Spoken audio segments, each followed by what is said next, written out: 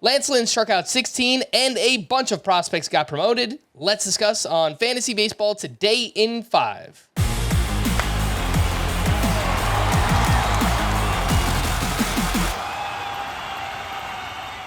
Welcome into FBT in 5 on Monday, June 19th. Frank Stanfield joined by Scott White, and let's talk about Lance Lynn, who tied a franchise record with 16 strikeouts on Sunday. Scott, is Lance Lynn back? What do you think?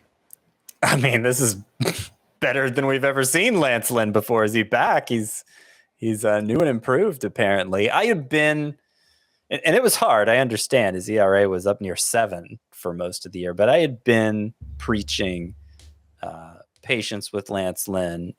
I thought he was still doing a number of things well, particularly missing bat, swinging strike rate among the best he's ever had.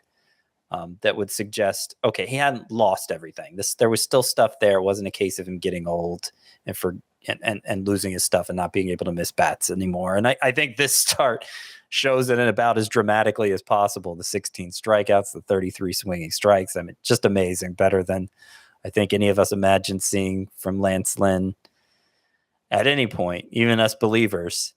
Interestingly, he made some changes with his pitch selection here that are worth commenting on. His fastball rate for the season, he threw it about 43% of the time. It was only 23% of the time in this one. And in its place were a bunch of different pitches. He has this big wide arsenal that we didn't even really know Lance Lynn had. So he got 6 of those 33 swinging strikes on 11% sliders. He got 5 on 10% changeups. I mean, 11%, 10%. He didn't throw a lot of either of those pitches, but they combined for a third of his swinging strikes, and they were more than he had thrown the slider and changeup previously. So I think he had some of the element of surprise working for him here, and maybe, hopefully, he takes that as a cue to mix them in more because they clearly worked for him in this start. Only 78.7 average exit velocity. So when he was allowing contact, it was very weak contact. And I do think this performance, if nothing else, shoots down the narrative that he can't hack it with the pitch clock, that he can't work at the tempo. He can't, he gets worn out fast because he has to work faster. Clearly, that wasn't an issue in this start where he threw 114 pitches. So I don't know that Lance Lynn's back. Maybe he'll give up 6 earned runs next time out. But I think I'm encouraged. If I held on to him and if I didn't, I'd see if he's out there. Yeah, I agree with that as well. I don't know that I would get Lance Lynn back in the lineup for sure. He's facing the Red Sox this week, which typically has been a pretty tough matchup all season long, but very encouraging signs for Lance Lynn. Let's get into some of those prospect promotions, Scott. We'll start with Emmet Sheehan, who got called up by the Dodgers on Friday. He threw 6 no-hit innings with 2 walks and 3 strikeouts up against the San Francisco Giants. He's 43% rostered. What are your thoughts on Emmet Sheehan? Do you think he's a must-add in fantasy baseball? I think he is. I think he's the top player I'm looking to add in most fantasy leagues. He was one of the biggest risers among prospects this year. His numbers at AA, 186 ERA, a .88 whip, 14.9 K per 9, a 20% swinging strike rate. Just phenomenal numbers. And he has the big swing and miss fastball with the rising effect. That's just like it has the optimal characteristics for the modern game. And this has kind of become a trademark for Dodgers minor league pitchers. Sheehan's the one who took off more than any other. And, he didn't have many swinging strikes in this start, and we'll need to see that improve going forward, but he hit a pretty good team over 6 innings. So that's encouraging enough for me. Scott, are you taking Sheehan over Andrew Abbott, Brian Bayo, and Braxton Garrett? Those were 3 other names that pitched very well this weekend. Well, I have a lot of skepticism about Abbott, but that's a different subject that you can hear about on the Full Length podcast. Yeah, I would take Sheehan over those. And I like Bayo and Braxton Garrett, but I'd take Sheehan over both. All right, we also got 2 big catcher promotions this weekend. Henry Davis getting called up by the Pirates on Monday. He was the first overall pick in 2021. And Bo Naylor getting called up by the Guardians.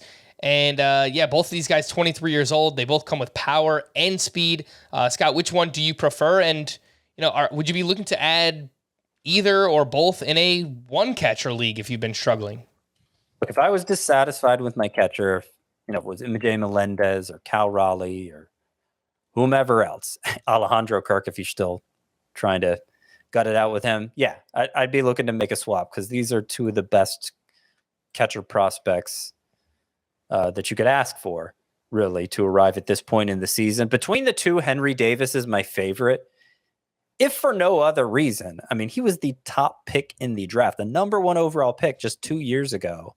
And I don't know why he's not being hyped up more just based on that. Of course, the minor league production, particularly this year, has been great. It's a little underwhelming last year. He was dealing with a couple wrist issues that held him back, but he's been amazing this year. Both of these guys excel with the plate discipline. Bo Naylor, despite hitting .254 at AAA, .393 on base percentage. Henry Davis, the .284 batting average, but .433 on base percentage. So they walk a lot. They both have some speed too. Bo Naylor was actually a 2020 guy last year. We'll see if that carries over to the majors. I do think Bo Naylor is at a disadvantage for batting average because even though he doesn't strike out much, .254 hitter this year, .263 last year, just seems to put the ball in the air a lot of infield flies, just doesn't seem to have a swing that's optimized for batting average. Henry Davis at least has a chance for that. And I do think Davis has a better path to playing time because Bo Naylor, being a left-handed hitter, pretty much exclusive to catcher, and the Guardians put a high priority on defense behind the plate. And I'm just not sure they're going to entrust full-time at-bats to a rookie. Maybe, but maybe not. Davis, meanwhile, they like his bat so much, they might play him in the outfield sometimes. Okay, so lots of fun there. Again, if you need a catcher, the two names are Henry Davis and Bo Naylor. For more extensive fantasy baseball coverage, listen to the Fantasy Baseball Today podcast on Spotify, Apple Podcasts, the Audacy app, or anywhere else podcasts are found. Thanks for listening to Fantasy Baseball Today in 5, and we'll be back again tomorrow. Bye-bye.